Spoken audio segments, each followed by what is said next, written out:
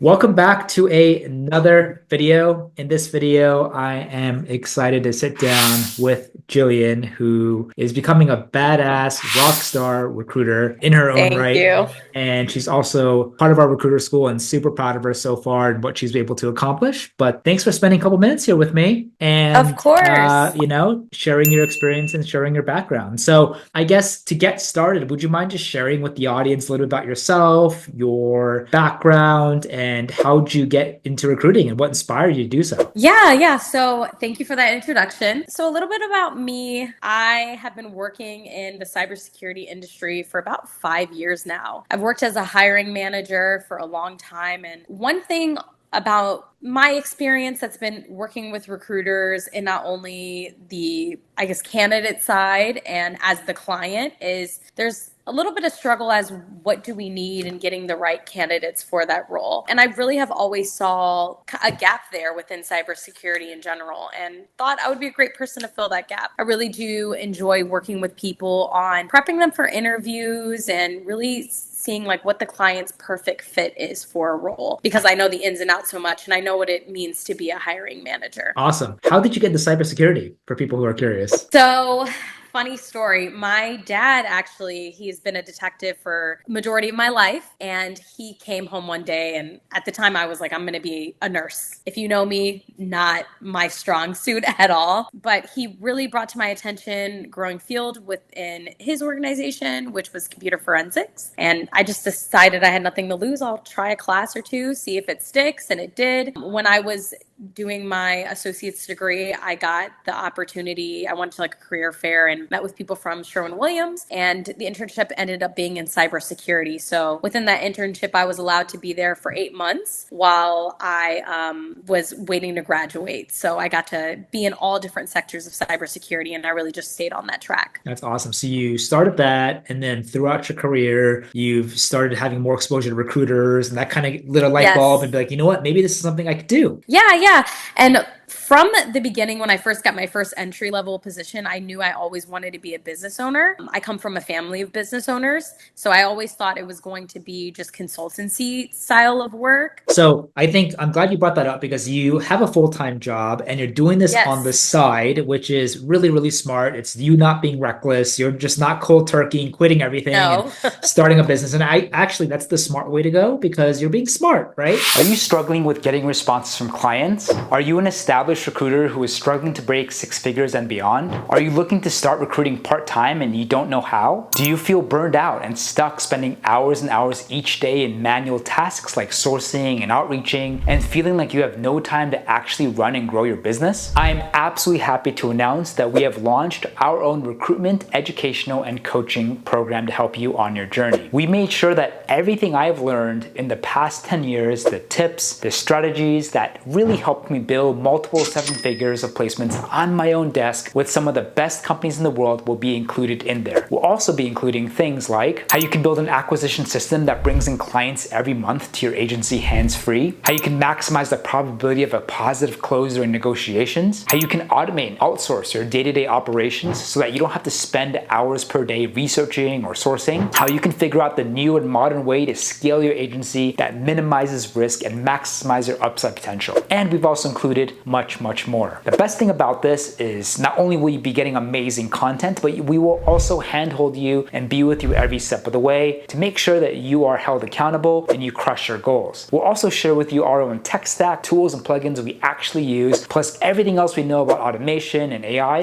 to help you save time, work smarter, and not be a slave to your business. The exciting news is that we've actually rolled this out to a select few people earlier this year, and I'm excited to see them well on the way to multiple six figures, with some breaking $30,000 to $50,000 per month already. So if you're interested to be a successful recruiter that can dominate in any market conditions, make sure you click on the link below to chat with another member of our team, and we're happy to chat with you to see if we can help you out. Make sure you jump on this really quickly. See you on the other side.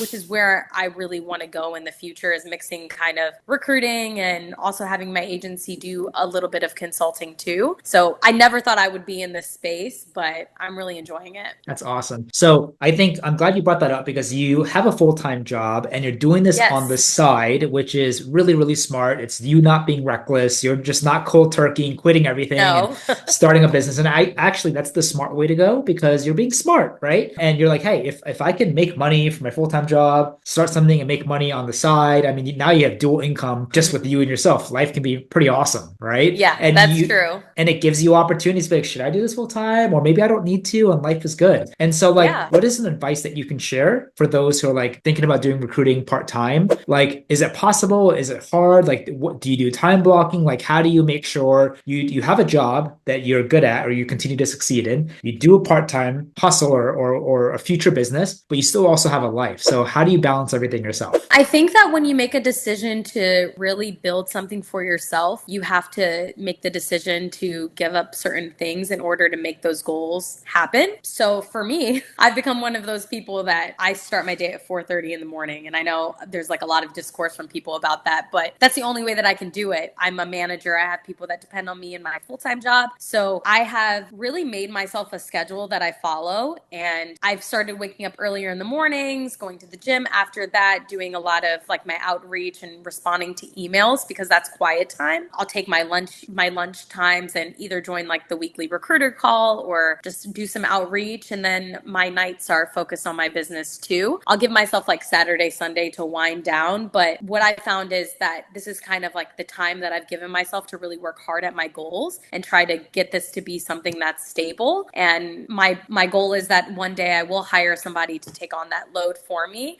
once I have more consistent business coming in. But I kind of feel like this is the time like in grind mode and kind of doing what I can to make this part possible. One of the biggest pet peeves for myself is people telling me I don't have time, right? Yeah, that's me. I'm like, just tell me you don't want to do it, or just make up Exactly.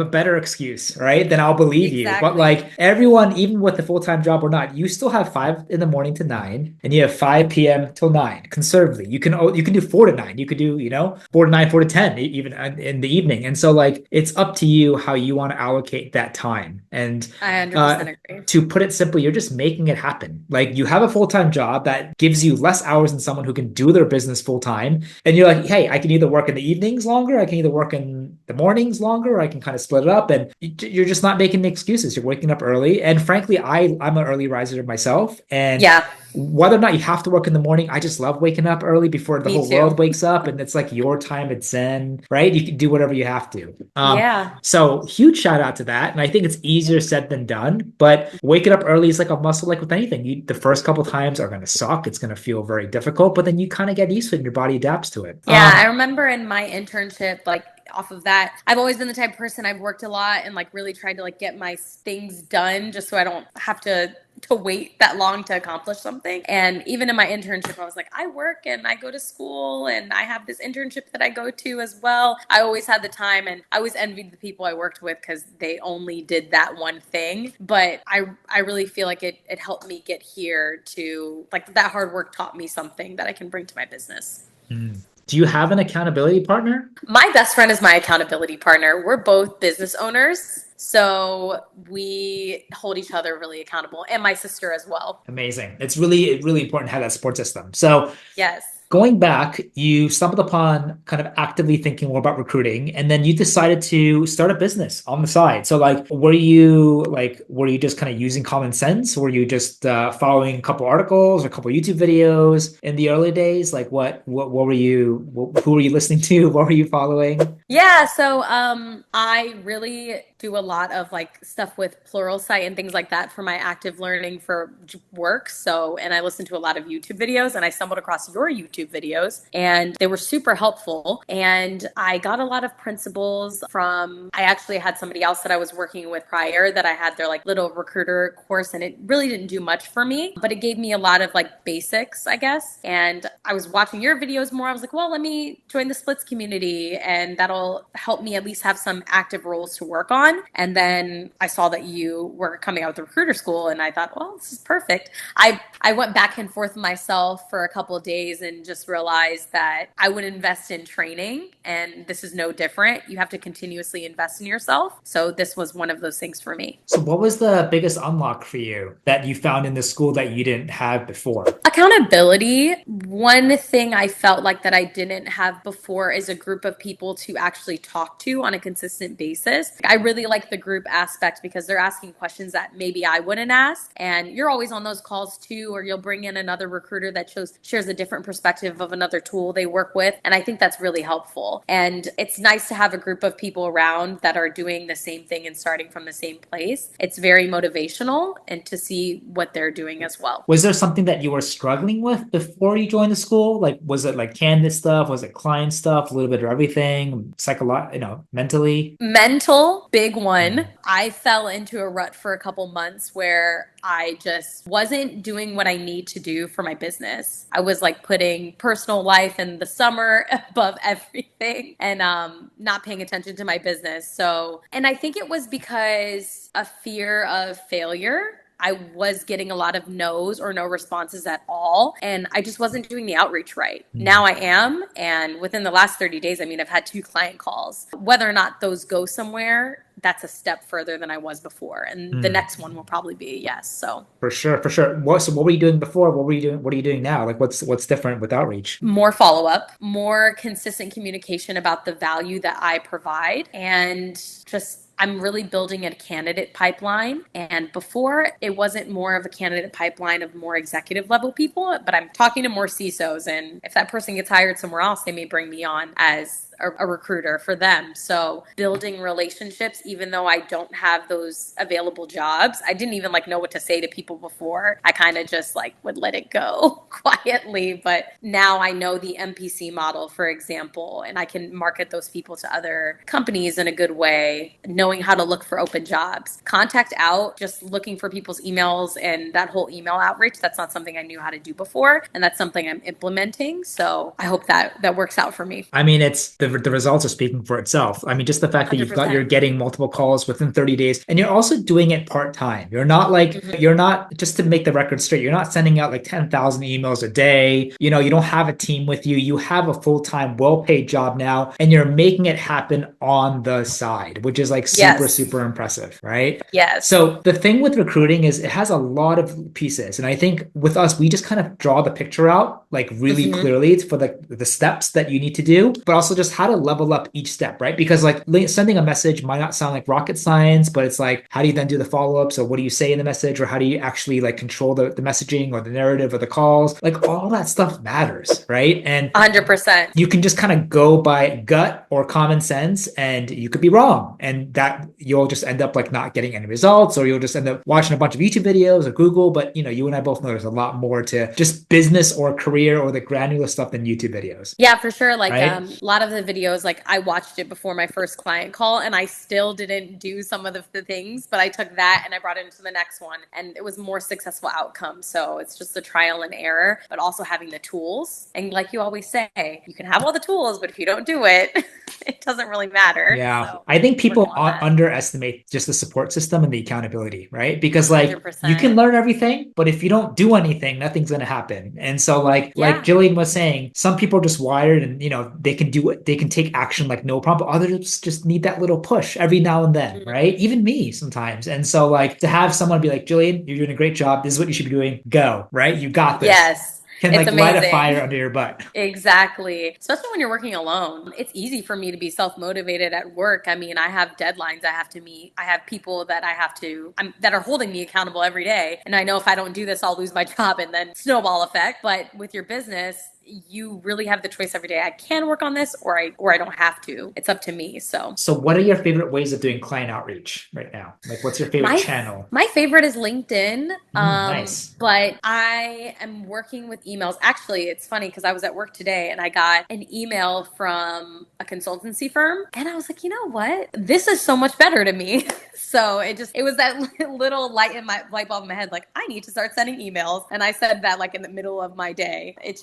it's so much better that way. And they followed up with me 3 times. And one of my managers always says, like, I literally don't reach out to people until the third touch. And that's a hiring manager saying that. So it's like ingrained in me now. Yeah, I feel like if you start doing emails, but don't stop the LinkedIn messaging. If it works, it Oh, no, works. definitely But not. like No. add it in conjunction to what you're doing now, right? And then now you know how Yeah. to follow up and the importance of that. Like you're gonna get responses way faster. Yes, definitely. But again, I don't want to just overshadow the fact that Jillian does even do her best, even with a full-time job, to come to the coaching calls. Like we can only help people as much as, they participate or as much as they come to the calls. Like we're literally there for you. And you've been asking some great questions. And more importantly, you've been taking our advice and just executing it, which that's all it takes. It's not rocket science, Mm-hmm. right? And Yeah, so I agree. if you can do it, someone doing this full time should make really no excuses at all No. whatsoever. And if you can wake up at 4, man, that's early. Like I think when do I wake up? I usually wake up around 5:30. I think the earliest I woke up was like 5-ish. But anything earlier than 5, it's like, ooh, next level, next level. Yeah,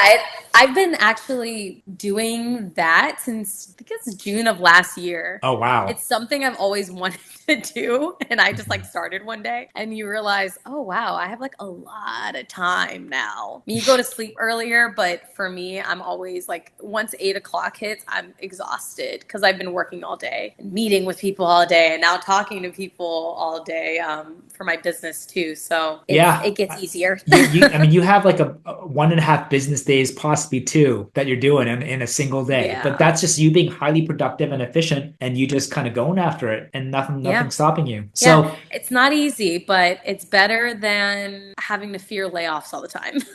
yeah, That was my biggest motivation. So, don't be scared being desperate to keep yourself at the table. Make your own goddamn table. 100%. Right. And so like Yeah. I think that's more fitting in this day and age where just layoffs are happening. They're just rampant. And like layoffs are just also random. Like amazing people are losing their Yes. jobs. And this is just the call to everyone watching this. Like take a bet on yourself. Life is fast, but life is also long. And if you think you can do something on the side, even as a freelancer, like that's so much better, and that gives you more control over your future in life than just leaving it up to the company and your job, hoping that it goes well, right? Yeah, yep, that's true. I read an article actually today, and it was talking about the future 2025, really trends in consultancy, businesses, people starting that's becoming more and more prevalent because these companies want you to go back into the office, go full time, or they're just laying people off because of the economy. But Yeah, I say be positive, don't look back, look forwards, and just focus on yourself first and foremost. Like focus on what you can focus on and control what you can control. And don't worry about yes, everything else with the economy, politics, the country, what the world happening around the world. This is your life. Let's control it together. So $100%. what is something you look forward to? I know we're shooting this in mid-November. I know you're itching to make your first placement. I can't wait for you to do Yes, that. thanks.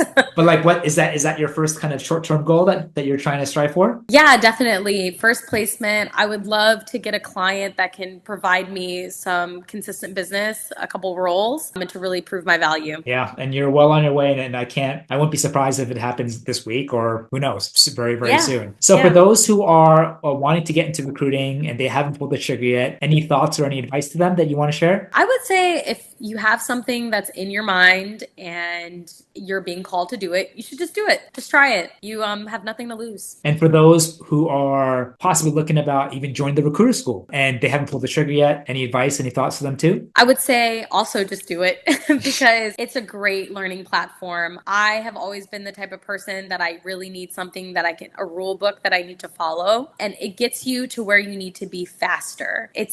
There's a bunch of people that own successful businesses that'll tell you get a business consultant. It's the same type of thing, giving you the framework, and there's nothing better than that, in my opinion. I appreciate that, Joey. I Of appreciate course, that. no problem. Do you think you'll ever do recruiting full time? Is that a That's where possibility I for would you? like to be. I would love to do recruiting and consultancy full time. That's always been my goal. In cybersecurity? Cybersecurity, tech, I mean, I work in the application security space, so it's cybersecurity with software development mixed in and architecture and all of that. So I can really recruit for anything. I really know and work with different people in software all day long. So I would open it up more and do something in data and AI and architecture, who knows, different types of roles. Cool. Well, if you're in these roles, if you're in cybersecurity, definitely hit Jillian up for sure. Yeah. But when it comes to recruiting, I am so grateful for you, and I'm excited to get to know you more and get to kind of celebrate your career and your business as you continue to hit these milestones after milestones after milestones. But honestly, like, this is only working because you're just making it happen and you're putting in the action. And this is, again, it's not rocket science, but just connecting the dots, connecting the stars, and then just doing it is all you. We can only go as fast as you go, right? And so 100%. super, super proud of you. And again, I know it's super late right now in your time zone, you taking this, and you probably went through a huge day already. And so very thankful No for your worries. time. But yeah, I can't wait for you to lock in more clients, lock in some candidates. I can't wait to help you with the candidate stuff, and then to truly celebrate you doing your first placement, which will be absolutely nuts. So I can't wait Yes, for I'm it. hoping to bring one in this end of the year. Let that be a early holiday gift for yourself. Yes, yeah. Let's do There it. you go. We'll make it happen, Julian. But thank you so much again. And Of I really course, no appreciate you problem. taking Thanks for time and having sharing your me. story. And we'll keep in touch and you keep killing it, okay? Of course, of course. Thank you, Preston. Thanks, Jillian.